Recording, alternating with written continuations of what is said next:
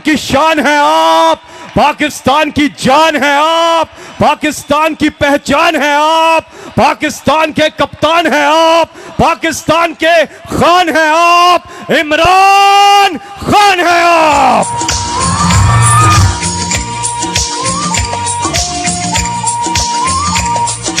मैं भी पाकिस्तान हूँ, तू भी पाकिस्तान है। मैं भी पाकिस्तान हूँ, तू भी पाकिस्तान है। तू तो मेरी जान है, तू तो मेरी आन है, तू मेरा ईमान है। बिस्मिल्लाहिर्रहमानिर्रहीम।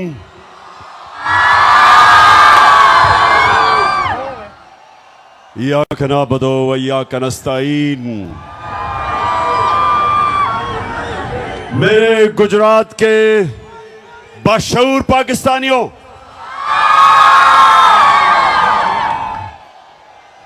मैं अभी बैठा सबको देख रहा था और मैंने ये देखा कि हर बात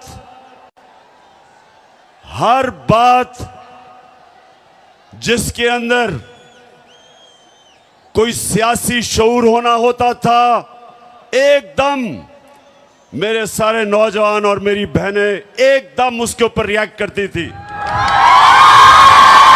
माशाल्लाह माशाल्लाह। और आज 8 साल के बाद इसी स्टेडियम में मैं आया और 8 साल पहले मैं समझता था कि बहुत बड़ा जलसा है, लेकिन आज माशाल्लाह आपने सारे रिकॉर्ड तोड़ दिए। शुक्रिया।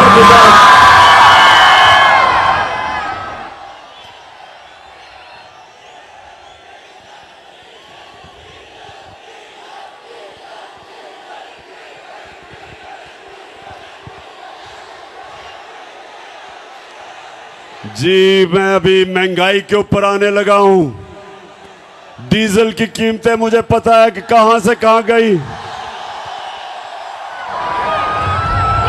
जब हमारी हुकूमत को साजिश के तहत हटाया गया तो 150 रुपया लीटर पे पेट्रोल था और 145 रुपए पे 1 लीटर फजल रहमान था।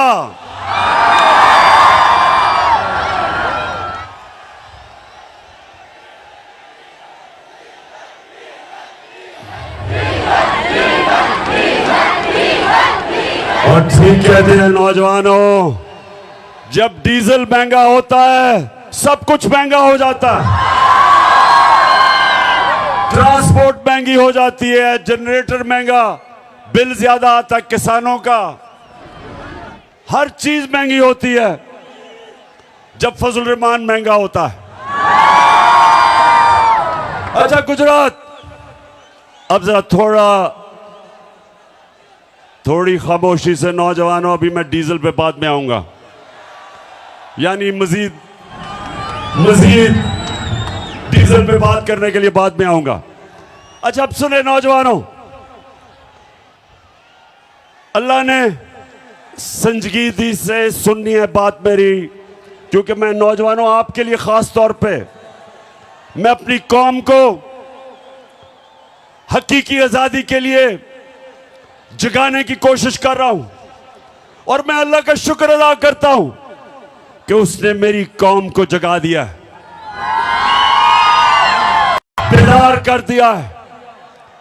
कौमों को इश्यूज का समझ आ गई है, कौमों में शऊर आ गया है और पहले शऊर आता है और उसके बाद इनकलाब आता है और इनकलाब हकीकी आजादी का, जो इंशाअल्लाह हमारी कौम को उधर लेके जाएगा जो हमारे अजीम नजरियाती लीडर इल्लामा इकबाल की सोच थी।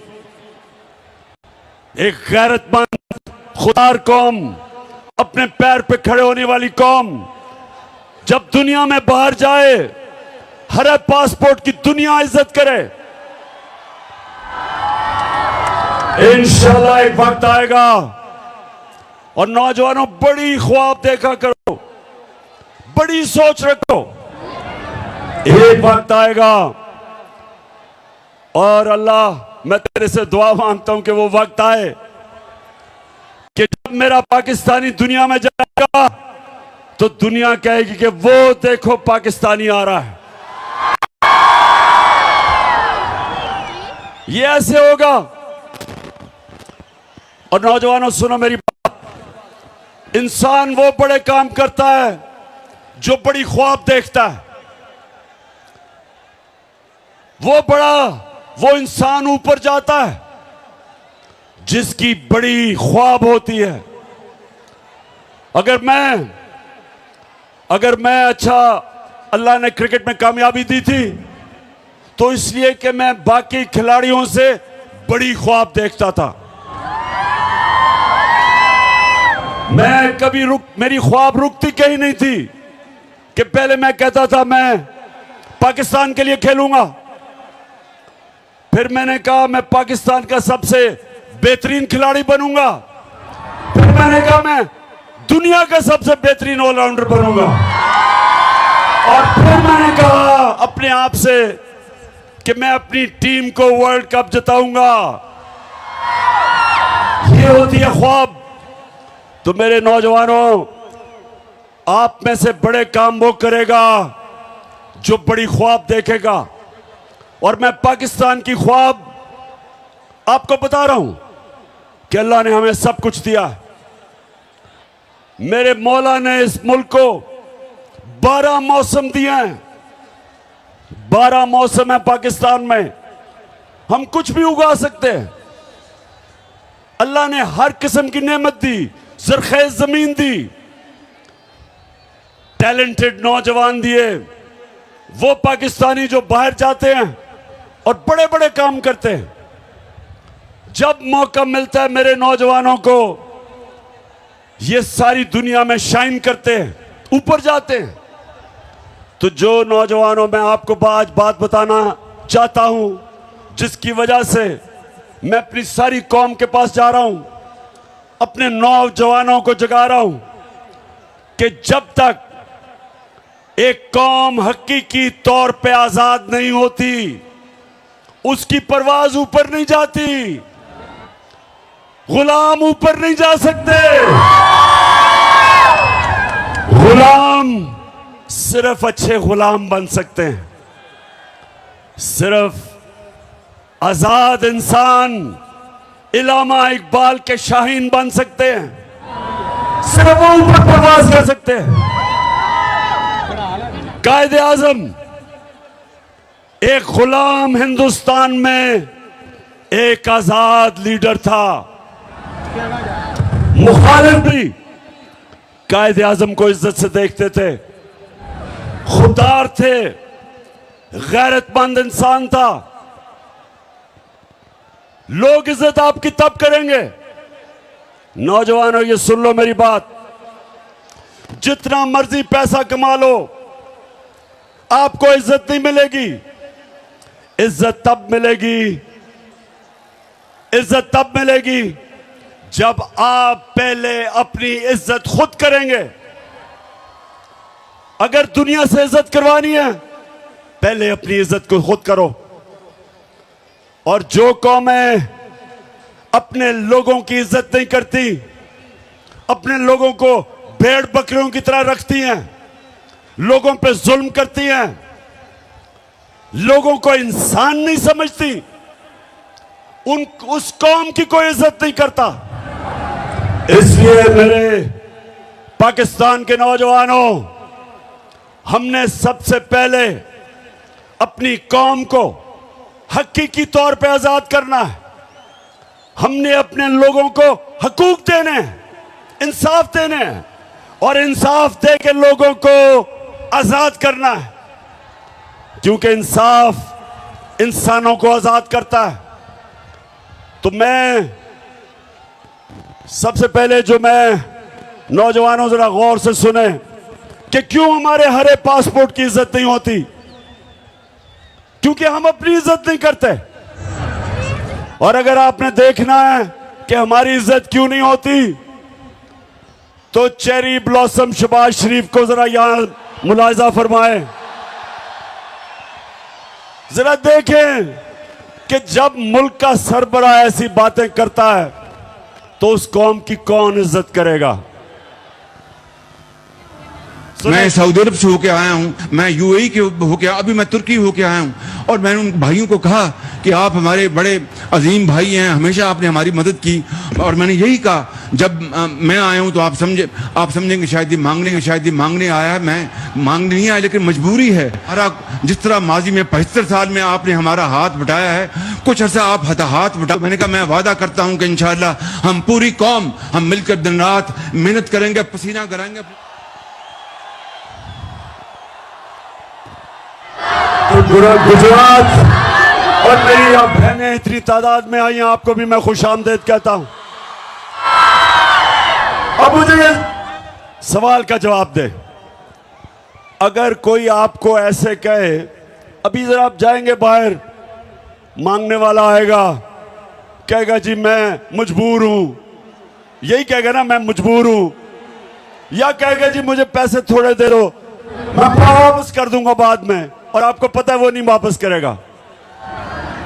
तो ये जब आपके मुल्क का सरबरा कहता है जी मैं तुर्की गया, मैं यूएई गया, मैं सऊदी अरेबिया में पैसे मांगने गया, तो नौजवानों इसलिए मेरी बड़ी गौर से आपने बात सुननी है। हम एक अजीम कौम है और हमने उस उज़्मत पे पहुंचना है, लेकिन उससे पहले हमने अपने आप को आजाद करना है। कुरान में अल्लाह कहता है मैंने इंसान को अपनी सबसे अजीम मखलूक बनाया है। फरिश्तों को कहा कि इंसान के सामने झुको, और जब शैतान जो अल्लाह की सबसे ज्यादा इबादत करता था, जब शैतान ने कहा कि नहीं मैं तो आग का बना हुआ हूं, ये तो मिट्टी का बना हुआ है, मैं नहीं झुकता, तो अल्लाह ने शैतान को कहा कि तुम्हें भी नहीं पता, फरिश्तों को भी नहीं पता कि मैंने इंसान में कितनी सलाहियत पैदा की है। तो नौजवानों, आप में से भी ज्यादा लोगों को नहीं पता कि आप में अल्लाह ने कितनी सलाहियत दी है। आप सब में, आप अल्लाह की सबसे अजीम मखलूक हो। आपको कोई जरूरत नहीं कि आपके मुल्क का सरबराह जाके भीख मांगे। एक खुददार कौम कभी किसी के सामने हाथ नहीं फैलाती। एक खुददार आदमी भूखा मर जाता है, लेकिन इंसान के सामने हाथ नहीं फैलाता।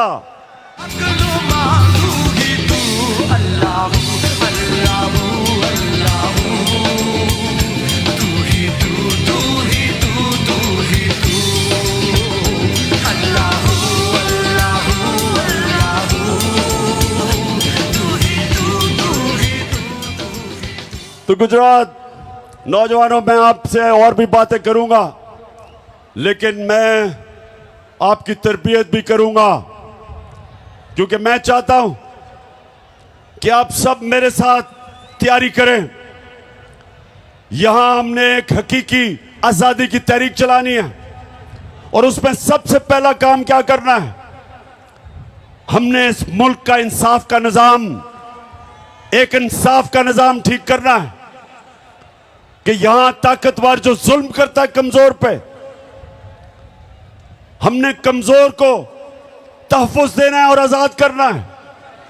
तो नौजवानों, इसके लिए आपने सबने मेरे साथ निकलना है, क्योंकि इस वक्त हमारी हुकूमत एक इंपोर्टेड हुकूमत, जिसका ये इंपोर्टेड वजीर आजम आपने देखा था, चेरी ब्लॉसम, उसकी सबसे बड़ी कमाल यह है कि वो जूते बड़े अच्छे पॉलिश करता है, और वो बूट खास तौर पे अच्छी तरह पॉलिश करता है। जितने बड़े बूट उतनी अच्छी पॉलिश। तो आपने इसलिए मेरे साथ निकलना है कि ये बैरूनी साजिश के तहत चोरों का टोला हमारे ऊपर मुसल्लत किया गया। ये थ्री स्टूजेस जो हमारे ऊपर मुसल्लत किए गए, क्योंकि ये बड़ी अच्छी तरह अपने बैरूनी आकाओं के जूते पॉलिश करते हैं, इसलिए मुसल्लत किए गए। इमरान खान उनको इसलिए गवारा नहीं था क्योंकि वो कहता था एब्सोल्युटली नॉट, और वो किसी की गुलामी मानने के लिए तैयार नहीं था। और वो जो इस मुल्क की फॉरेन पॉलिसी बनाना चाहता था वो अपने लोगों के लिए थी। तो अगर रूस मुझे सस्ता तेल दे और 40% कम कीमत पे या 30% कम कीमत पे अगर रूस तेल दे तो मैं क्यों ना लूं, क्योंकि मैं अपने लोगों को सस्ता पेट्रोल और फजल रहमान बेच सकता हूं। तो क्यों ना लूं मैं। अगर साथ वाला मुल्क जो हमारे साथ आजाद हुआ था, अगर हिंदुस्तान रूस से 40% कम कीमत पे तेल खरीद सकता है, तो बताओ मुझे गुजरात हम क्यों नहीं ले सकते। और दूसरी चीज ये भी सुन लो, हमारे पिछले जो मिलिट्री डिक्टेटर था उसने अमेरिका के सामने घुटने टेके और अमेरिका की जंग में शामिल हुआ, और 80,000 मेरे पाकिस्तानी उस जंग में कुर्बान हुए, अमेरिका की जंग में। और जब मैं कहता हूं कि अमेरिका हम तुम्हारे साथ अमन में शामिल हैं लेकिन किसी जंग में हम तुम्हारे साथ नहीं शामिल, तो मैं अपने लोगों का सोचता हूं। लेकिन जो लोग इन्होंने मुसल्लत किए, जो ऑर्डर मिलेगा उधर से ये वो करेंगे। ना ये रूस से सस्ता तेल लेंगे क्योंकि अमेरिका नाराज हो जाएगा, और ना ही मुझे खौफ है कि ये रोकेंगे कि हमारा मुल्क इस्तेमाल होगा किसी की जंग में और हमें नुकसान पहुंचाएंगे। तो गुजरात, पहले हाथ खड़ा करके बताओ कि क्या आप मेरे साथ इसमें शामिल हो।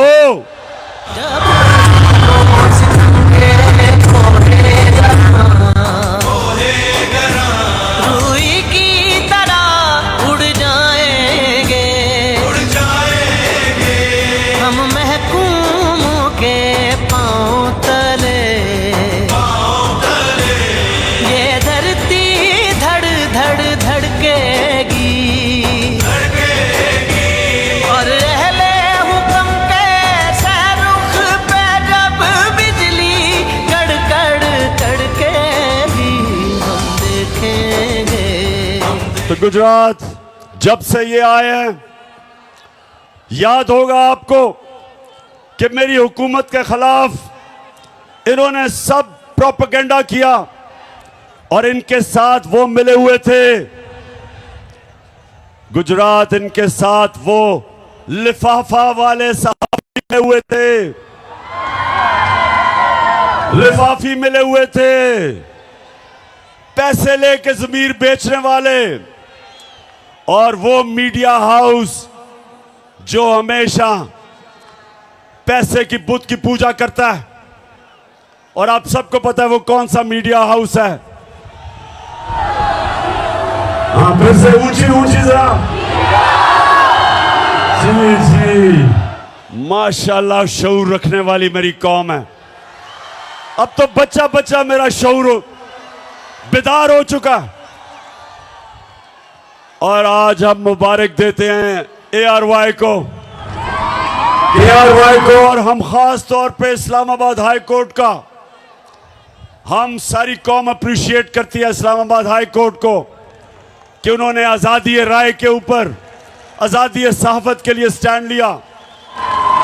और ये जो फैसिस्ट गवर्नमेंट, ये जो लोगों को मीडिया के ऊपर जुल्म, कंट्रोल अच्छे अच्छे सहाफियों के ऊपर जुल्म। अरशद शरीफ जैसा एक मुहिब वतन पाकिस्तानी वो मुल्क से बाहर गया हुआ है। साबिर शाकिर मुल्क से बाहर है इस हुकूमत के दहशतगर्दी की वजह से। एयाज अमीर जैसा दानिश्वर, समी इब्राहिम, उनको इन्होंने मारने की कोशिश की।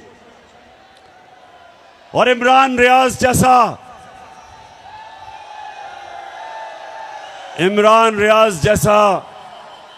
बाज़मीर सहाफी, उसको जेल में डाला, ARY को बंद किया, बोलने जब दिखाना शुरू किया उसको बंद किया।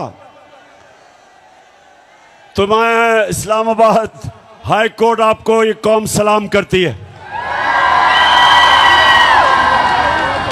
वैसे मैं नौजवानों में यहाँ ये एक और भी आपसे बात करा चलूं, क्योंकि मेरा केस लगा हुआ है। मैं पहले ये सबसे सारी कौम के लिए, अभी मैंने आपको एक दो और वीडियोस बड़ी मजेदार दिखानी है, जरा थोड़ा सब्र करें जरा। तो ये 26 साल पहले मैंने जब सियासत शुरू की, नाम था उसका इंसाफ की तहरीक, और हमने 26 साल पहले कहा कि पाकिस्तान की अदलिया आजाद होनी चाहिए। आजाद होगी तो लोगों के हकूक की हिफाजत करेगी। 26 साल पहले मैंने ये कहा।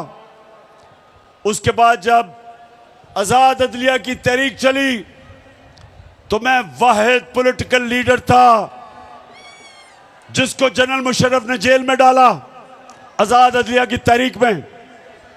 और हमारी जमात वो थी, 2008 का इलेक्शन हमने बॉयकॉट किया आजाद अदलिया के लिए। और मैंने हमेशा अपनी अदलिया को मजबूत करने की कोशिश की और मैं हमेशा उनकी इज्जत की है। और ये जो नून लीग आज कह रही है अदलिया को कि इमरान खान के खिलाफ एक्शन लो, नून लीग शर्म से डूब जाओ।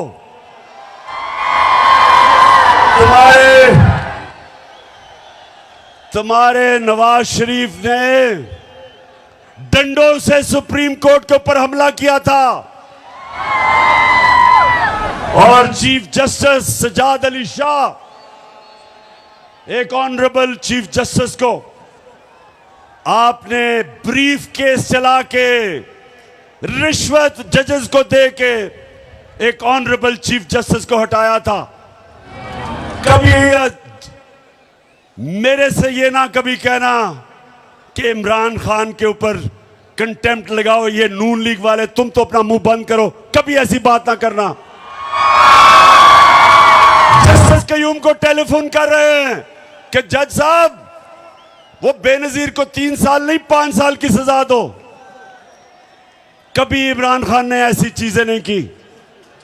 और इंशाअल्लाह हमेशा हम इस पाकिस्तान की अदलिया को मजबूत करेंगे, क्योंकि जब तक आपकी अदलिया मजबूत नहीं होगी, मेरे पाकिस्तानियों, आपके हकूक को और कौन हिफाजत करेगा? जुल्म से और ताकतवर से। अच्छा, अब जरा नौजवानों आपको एक वीडियो दिखाने लगा हूं, उससे पहले मैं बताऊंगा क्या है। जब हम इक्तदार में थे तो सबसे ज्यादा शोर मचा था कि जी बड़ी महंगाई हो गई पाकिस्तान में। वो बिलावल भुट्टो, पता नहीं वो जरदारी है या भुट्टो है, उसने डराने के लिए एक मार्च, महंगाई मार्च की, और यहां आके इस्लामाबाद कहता कि इमरान खान की कांपें टांगेंगी। वैसे बिलावल, खुदा के वास्ते 14 साल में उर्दू तो सीख लो। पाकिस्तान है ये मेरा पाकिस्तान है, तेरा पाकिस्तान है ये मेरा पाकिस्तान है। इस पे दिल कुर्बान, इस पे जान भी कुर्बान है, वो इस पे दिल कुर्बान। अच्छा, और दूसरी तरफ नून लीग के शहबाज शरीफ और इनके वजीर हर दूसरे दिन कहें जी आईएमएफ के गुलाम बन गए हो आप, आईएमएफ के कहने पे महंगाई कर रहे हो, आईएमएफ को तुमने पाकिस्तान को बेच दिया। ये हर रोज हमें सुनना पड़ता था इनसे। जरा ये शहबाज शरीफ को सुनाए, ये इक्तदार से पहले क्या कह रहा था आईएमएफ के ऊपर, सुने जरा।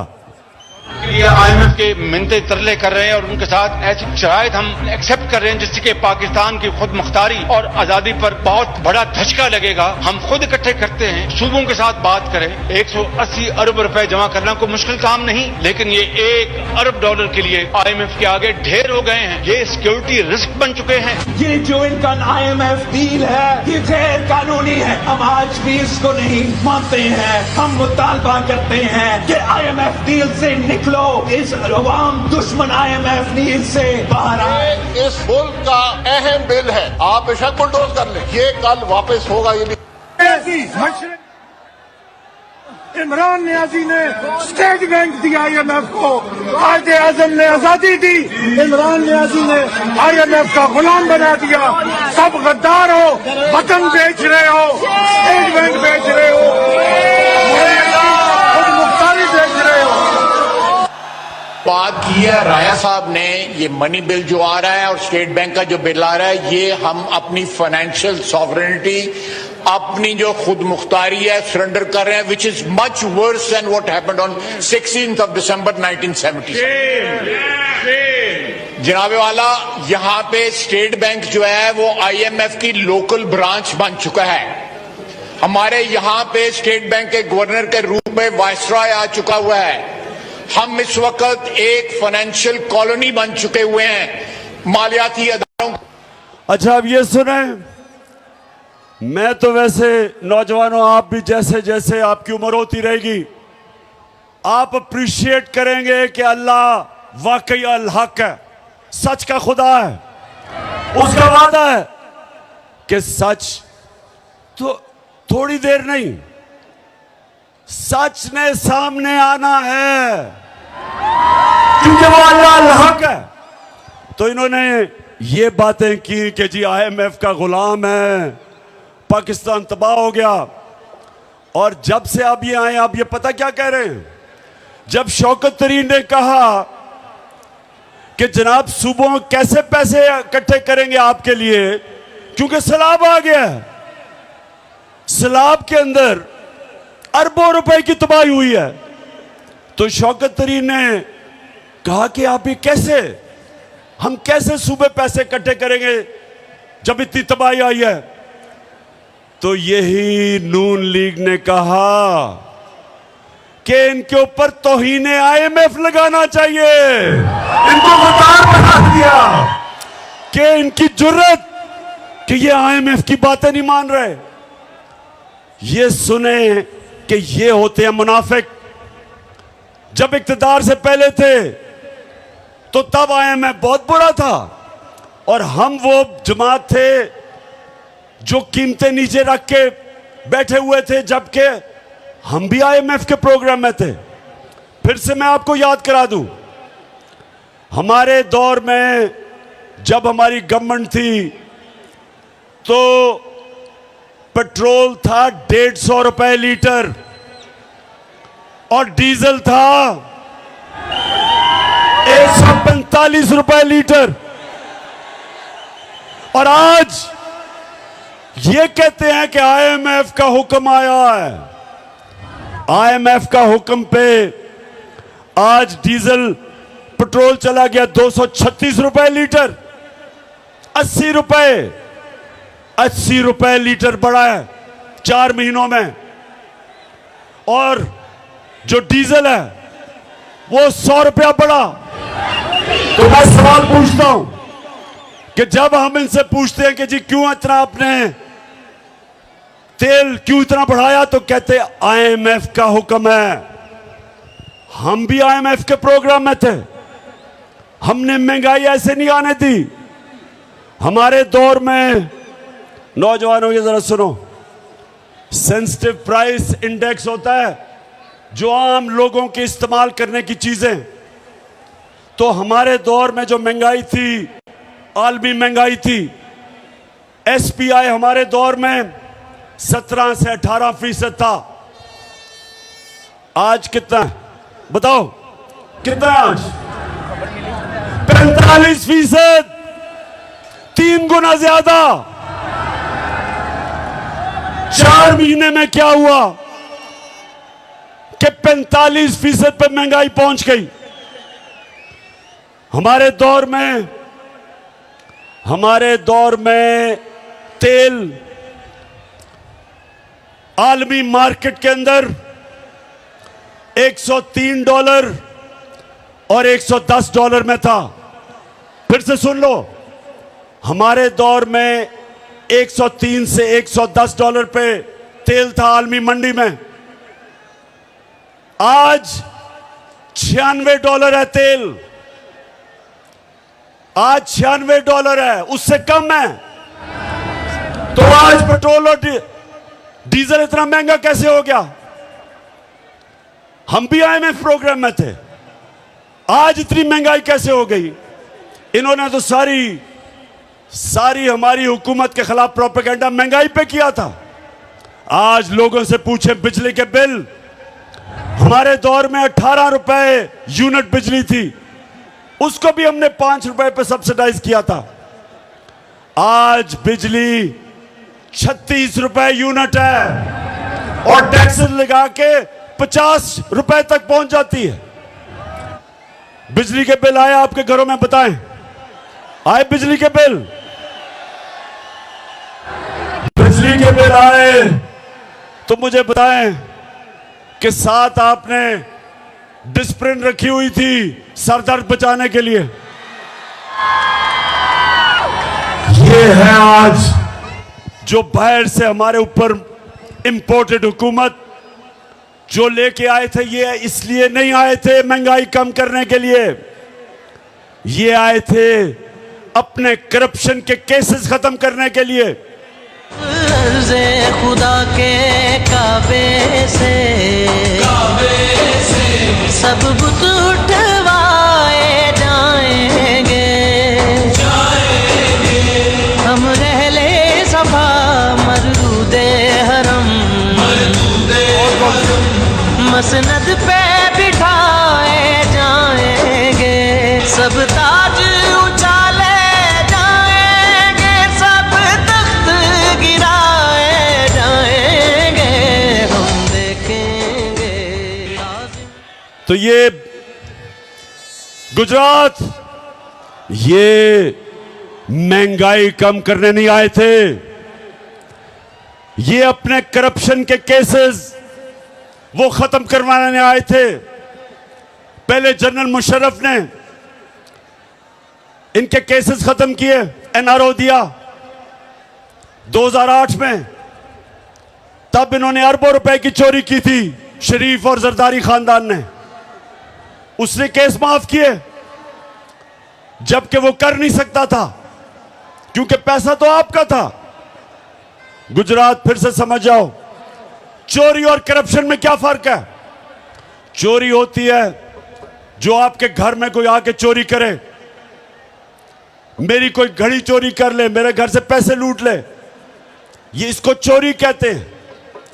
करप्शन होती है जब कौम का पैसा चोरी होता है, जो पैसा आपके स्कूलों पे, अस्पतालों पे, सड़कों पे, गुर्बत कम करने पे, सब्सिडी देने पे, जो पैसा आपके ऊपर लगना होता है वो इनकी जेबों में चला जाता है, वो मुल्क को नुकसान पहुंचाता है। और जब मुल्क के सरबरा, प्राइम मिनिस्टर, वजीर चोरी करते हैं, मुल्क तबाह हो जाता है। तो गुजरात, हमारी जंग इंसाफ की, जब इंसाफ आएगा तो चोरी खत्म होगी, करप्शन खत्म होगी। और इसलिए हमने सबने मिलके इस इंपोर्टेड हुकूमत के साथ अब तैयारी करनी है, एक तहरीक चलानी है। और जब मैं कौन हूं, आप सबने निकलना है।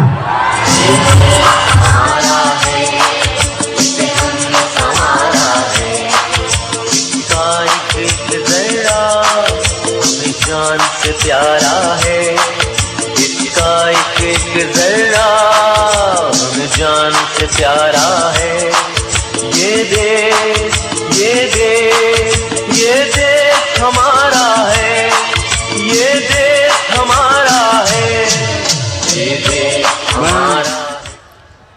मैं इस हुकूमत को आज खबरदार करना चाहता हूं, ये जो आप हरबे इस्तेमाल कर रहे हैं, ये जो आप जुल्म कर रहे हैं, ये जो आपने शहबाज गिल के ऊपर तशद्दुद किया, जेल में उसको डाल के, उसको नंगा करके जो उसके ऊपर आपने तशद्दुद किया, मैं आज आपको खबरदार करना चाहता हूं कि जिस तरह आपने जमील फारूकी एक सहाफी को, उसको जेल में बंद करके उसको भी नंगा किया, तशद्दुद किया, और खास तौर पे हमारे सिंध के अपोजिशन लीडर हलीम आदिल शेख, उसको एक केस से निकलता है दूसरे में डाल देते हैं। 27 FIR सिंध के ऑपोजिशन लीडर के ऊपर की हुई है, उसको जेल पे उस पे तशद्दुद किया। तो मैं इसके अलावा जो आपने सहाफियों से किया, मैं आज आपको वाज़े तरीके से खबरदार करना चाहता हूं कि हमारा जो इंसाफ का, जो हमारी इंसाफ की जो तहरीक है, अगर इसी तरह आप करते रहे, वो इस्लामाबाद की तरफ आएगी और आप सबको छुपने की जगह नहीं मिलेगी। हमारा है, हमारा है, इसका एक एक जर्रा हमें जान से प्यारा है, इसका एक एक जर्रा हमें जान से प्यारा है। ये देश ये देश ये देश हमारा है। तो मेरे नौजवानों, सब तैयार हो जाओ कि हमने जुल्म का मुकाबला करना है।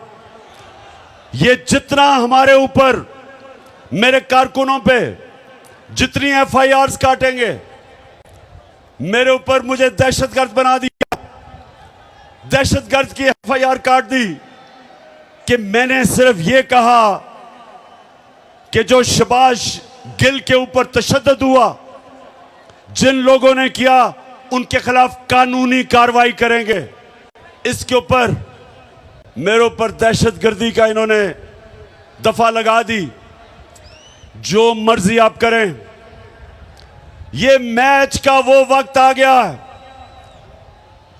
20 साल क्रिकेट की ग्राउंडों में मुकाबला करने के बाद ये मेरा तजर्बा है कि आज जो हमारा मुकाबला है इन चोरों से, वो मैच का वो वक्त आ गया है कि PDM आप सब जो मर्जी कर लो, अब आप जीत नहीं सकते। फिर से तू डट जा, फिर से वो बल्ला घुमा।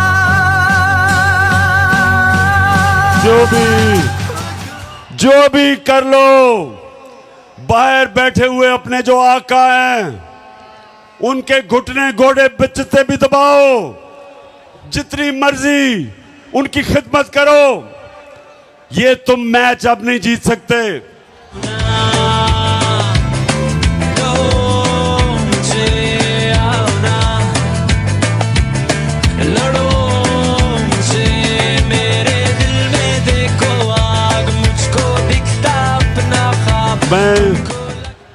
मैं जितने भी हमारे ज़लज़ला सैलाब से मुतासरीन लोग हैं, सारे पाकिस्तान में, गिलगित बल्तिस्तान, आज़ाद कश्मीर, पख्तूनख्वा, DG खान ख़ास तौर पे, और राजनपुर डिस्ट्रिक्ट पंजाब की और सिंध की ज़्यादातर डिस्ट्रिक्ट मुतासर हैं, और बलोचिस्तान।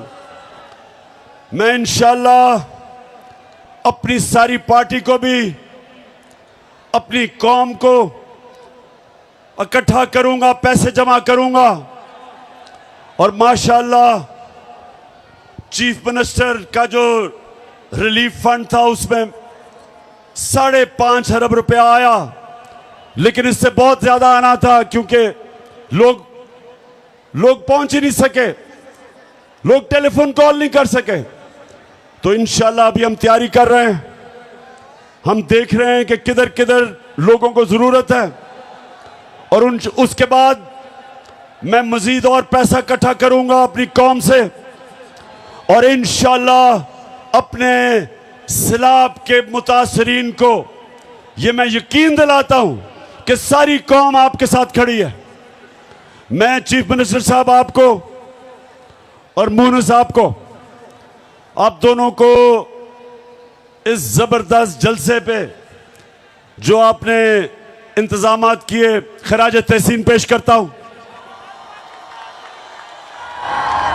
मैं अपनी पार्टी भी तहरीक इंसाफ के मेरे सारे लोग जो आज यहां आए हुए हैं बड़ी तादाद में, मैं आज आपका भी शुक्रिया अदा करता हूं कि इतना जबरदस्त आज गुजरात के अंदर जलसा किया। मैं आप सबका, अपनी बहनों का आज शुक्रिया अदा करता हूं, और नौजवानों खास तौर पे, क्योंकि आप हैं मेरी टीम जिसने पाकिस्तान को मैच जिताना है।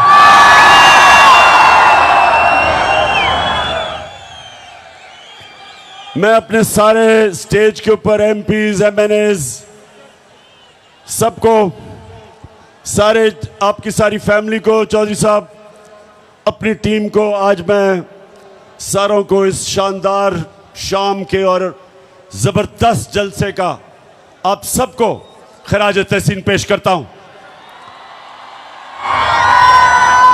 अब गुजरात, मैं इंशाल्लाह कल सैलाब वाले इलाकों से शुरू कर रहा हूं, उधर भी जा रहा हूं, जलसे भी कर रहा हूं। अपने जो मुतासरीन हैं सैलाब के, उनके पास भी जा रहा हूं। अपनी कौम को हकीकी आजादी की तहरीक के लिए भी तैयार कर रहा हूं।